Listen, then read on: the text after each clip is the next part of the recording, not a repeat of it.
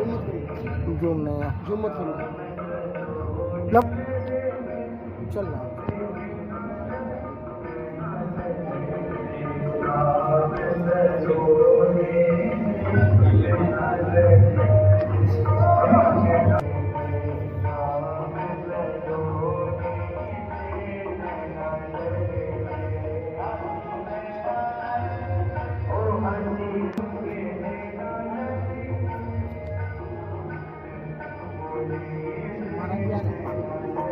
उधर से घूम, उधर से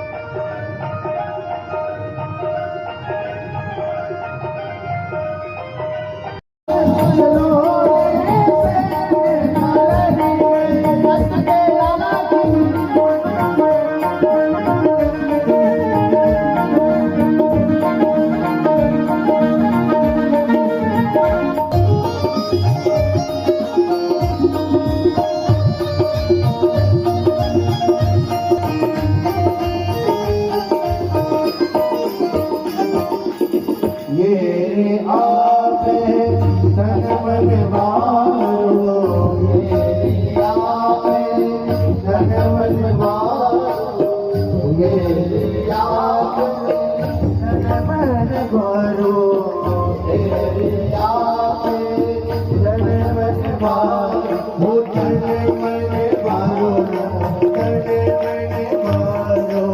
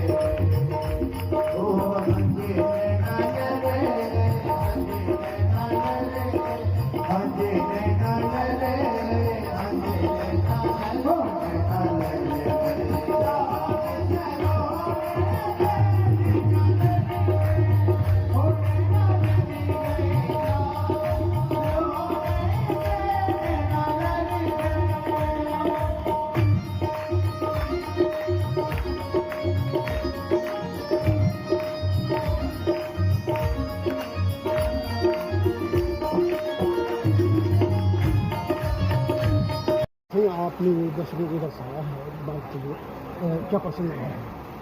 आज ठाकुर जी की बाल लीलाओं की चर्चा कथा है। इसमें संपूर्ण बाल लीलाएं ठाकुर जी की विशेष करके माखन चोरी लीला से ठाकुर जी ने माखन चुराया। और माखन चोरी लीला का भाव ये है, ठाकुर जी माखन खाते हैं, गोपी माखन रखती है, मिट्टी की मटकी है। मिट्टी की मटकी कभी भी टूट जाती है, और मिट्टी की मटकी टूटी तो उसमें रखी हुई वस्तु धूल मिट्टी मिल जाएगी तो किसी काबिल नहीं रहती है। तो मिट्टी की मटकी टूटे, माखन धूल मिट्टी में मिले, उसके पहले उसका सदुपयोग हो जाना चाहिए। ये कथा तो है ही, लेकिन हमारे जीवन की ये संदेश है। ये देह भी मिट्टी का है। देह रूपी मिट्टी की मटकी में मन रूपी माखन रखा है, और ये विषय वासनाओं की धूल मिट्टी में मिले तो ये किसी लायक नहीं बचे। इसके पहले इसमें धूल मिट्टी वासना के कीड़े पड़े, इससे पहले भैया मन को माधव को समर्पित करके ठाकुर जी कहे, ठाकुर जी मेरे मन को भोग लगा, मेरे मन को स्वीकार कर लीजिए। ठाकुर जी ने यही कहा, निर्मल मन। कल का प्रसंग क्या है? कल ठाकुर जी के भागवत की विरह लीलाओं का वर्णन है, जिसमें गोपी गीत है जो भागवत जी का प्राण कहते हैं।